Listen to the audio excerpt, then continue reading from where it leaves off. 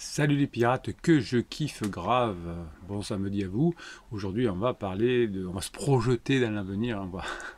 On va parler de comment vous allez devoir fonctionner quand vous aurez récupéré votre conjoint, quand vous serez dans la phase 4 du couple, la meilleure après les retrouvailles. Eh bien, il faut se projeter dans l'avenir et voir comment vous allez fonctionner à ce moment-là. C'est très important.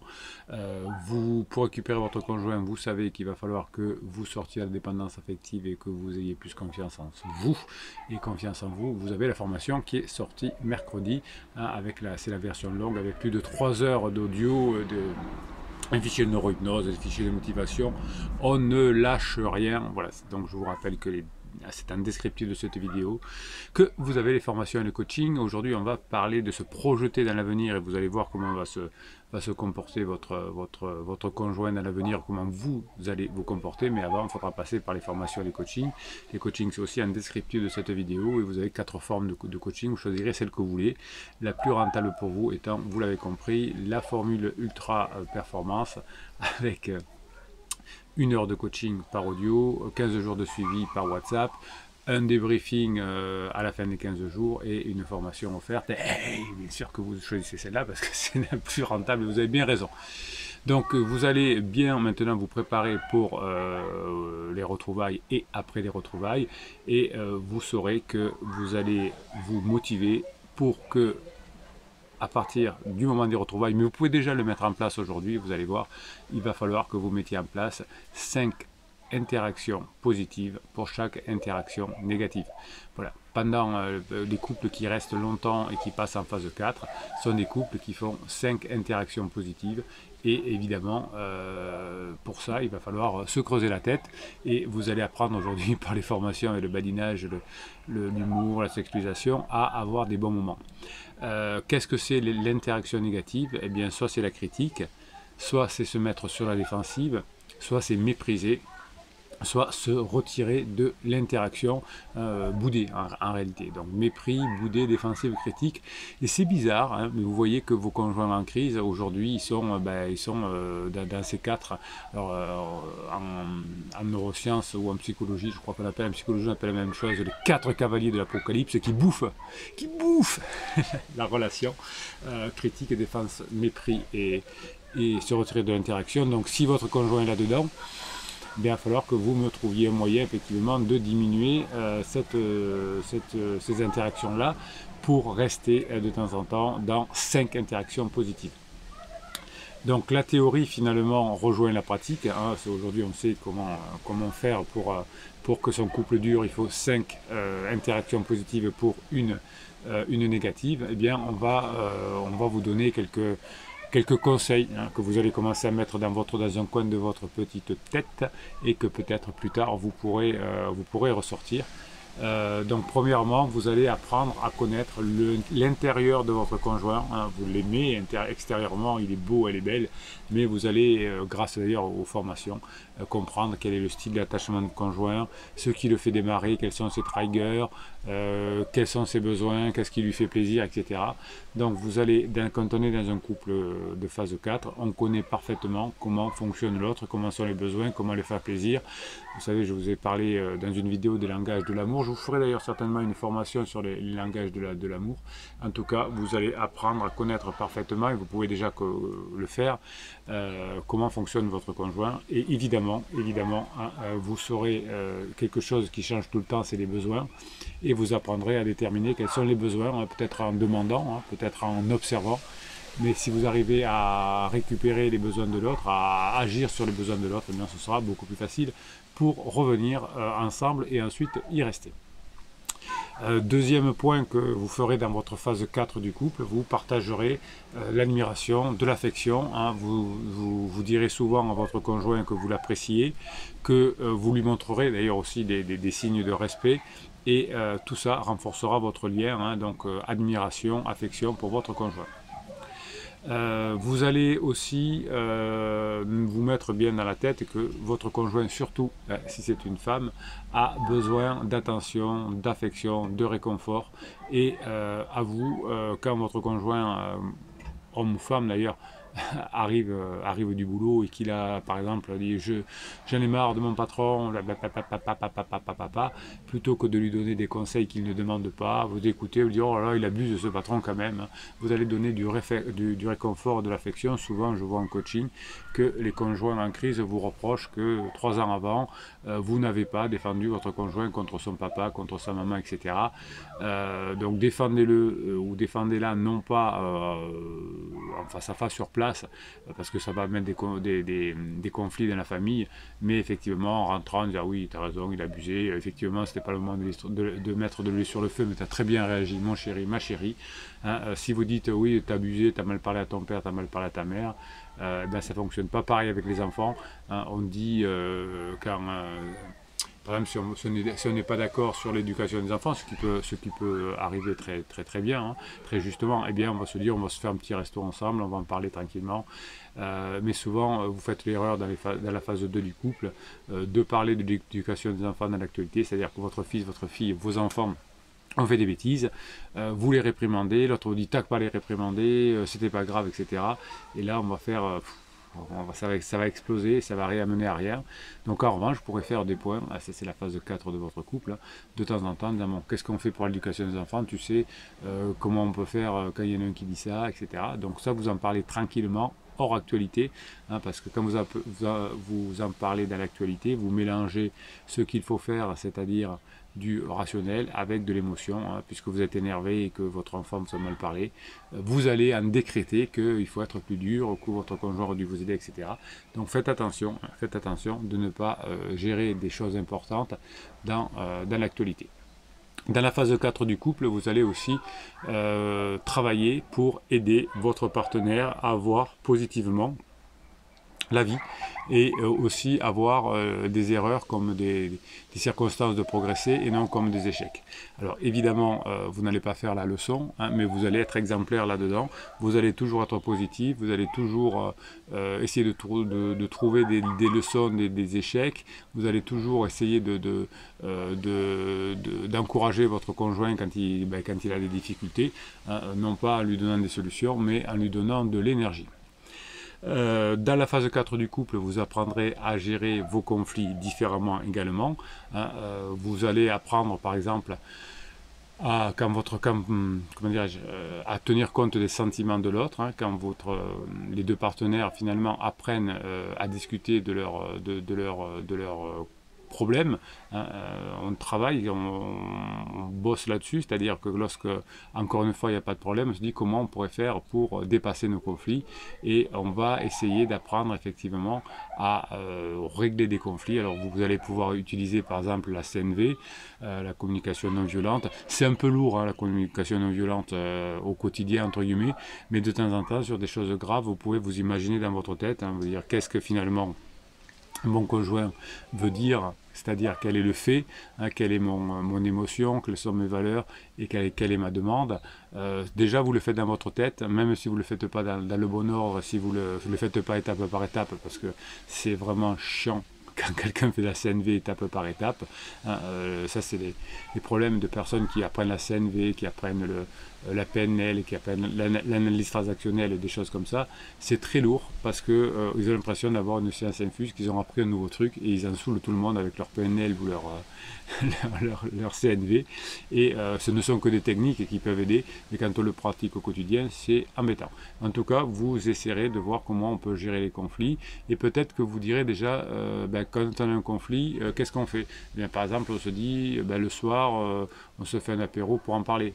On ne se dispute pas dans la chambre à coucher. On ne se dispute pas devant les enfants. Vous voyez, déjà dans la phase 4, vous mettrez des barrières pour éviter des conflits. Vous vous concentrerez sur le soutien et la défense de votre partenaire envers ses rêves et ses objectifs. Vous serez un soutien dans la phase 4. Ce n'est pas à vous de dire si c'est bien de se mettre à 50 ans au roller, au skatepark ou je sais pas. Si, au skateboard, au skatepark aussi on dirait. Si comment dirais-je, si c'est son désir le plus fort, eh bien, vous défendrez votre partenaire dans son désir. Évidemment, si c'est un coût financier important, vous pourrez en parler parce qu'il faudra le faire à la place d'eux. Mais si votre conjoint a envie de faire des petites choses qu'il ne s'était pas mis en place, votre conjoint veut se mettre au yoga, lui dit ah, c'est des conneries, ça le yoga, il dit c'est super. Eh bien, écoute, moi pendant ce temps je ferai ça, ou de temps en temps je viendrai voir ce que c'est. Intéressez-vous pendant la phase 4 à ce que fait votre conjoint, de poser lui des questions et ne critiquez pas. Et évidemment, ce qui vous permettra d'avoir confiance en vous et d'avoir confiance en votre conjoint, c'est une fois que vous aurez compris le mode intérieur de fonctionnement de votre conjoint, vous aurez écrit le contrat de couple, hein, le contrat de fidélité entre guillemets, c'est-à-dire que vous allez construire des rituels hein, pour avoir une base pour écrire votre nouvelle histoire. Et finalement, la confiance en vous, hein, qui va donner confiance au couple, va permettre, dans la phase 4, de savoir qu'on peut compter les uns sur les autres, de se sentir comme une équipe, de se sentir engagé. Alors l'amour ne sera pas aussi papillon dans le ventre que dans la phase de 1, c'est-à-dire la lune de miel, mais c'est pas fait pour, hein, la phase 4, c'est fait pour avoir quelque chose de solide, de créer quelque chose de solide, de se sentir bien, de bien passer sa vie. Hein, c'est pas juste créer des enfants et partir peut-être éventuellement. Ça c'est, on laisse ça au pansement et au crisieux, alors pas pour avoir des enfants, mais pour se séparer, et vous aurez envie d'avoir quelque chose de plus fort. Alors commencez à y réfléchir, mais commencez aussi à le mettre en place, parce que vous voyez que ces 4 parties de comprendre l'autre, enfin, cette phase 4 du couple, pardon, peut être mise en place dès le moment de la phase 3, hein, au moment de la phase plateau en tout cas, bien connaître le fonctionnement de votre conjoint, essayer de déterminer les besoins qui changeront tout le temps, ne pas hésiter à partager quand la personne est en up, de l'admiration sur quelque chose de bien qu'il a fait ou qu'elle a fait. Quand votre conjoint se confie à vous, alors ça c'est plus vers la phase d'épuisement, eh bien vous pourrez réconforter, avoir de l'affection. Vous aurez toujours un langage positif. Vous éviterez les conflits, en tout cas les conflits de front qui sont faits sur l'actualité. Hein. On s'engueule pour les enfants parce que on avait une émotion négative aujourd'hui, et comme j'étais en émotion négative, on va en faire une généralité. On ne doit pas se laisser parler comme ça par les enfants. Vous défendrez votre partenaire par rapport à ses rêves. Alors évidemment, si c'est des rêves, de revenir ensemble, mais si votre partenaire a envie de plus voyager par exemple, eh bien il faudra bien le soutenir. Alors peut-être pas partir en voyage tout le temps avec lui, avec elle, mais pourquoi pas créer un compromis, et vous allez créer déjà des petits rituels pendant la phase de plateau pour pouvoir améliorer votre situation. Donc vous voyez que tout ça, il faut se le mettre en place, et tout ça, c'est des méthodes qui fonctionnent au niveau de la phase 4, mais qu'on devrait mettre en place au niveau de la phase 2, au moment de la phase de distanciation. On n'en serait pas là au moment de la crise si on avait mis tout ça ensemble, et si on avait rencontré Capitaine Pirate avant, et cette fabuleuse famille et cette fabuleuse team qui fait que finalement vous commencez à changer le monde autour de vous. Alors dans quelques secondes, je vais vous faire un commentaire en direct. Je vais tirer un commentaire de vos... enfin, je vais tirer au sort un de vos commentaires que vous mettez en dessous de ces vidéos. Bruno se calme. Mais avant, je vais vous parler de quoi? Tiens, je vais vous parler de Telegram. Comme par hasard.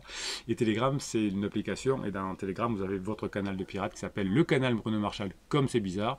Toute la journée, vous m'envoyez sur mon WhatsApp des ressources, et je les mets à disposition des autres pirates sur Telegram. Et dans les vidéos, je vous en parle un petit peu pour vous donner la patate. Allez, qu'est-ce qu'on fait aujourd'hui, hein? On va parler un petit peu de choses positives, et juste après, je vous fais le moment que vous attendez tous. Le plastique, c'est fantastique.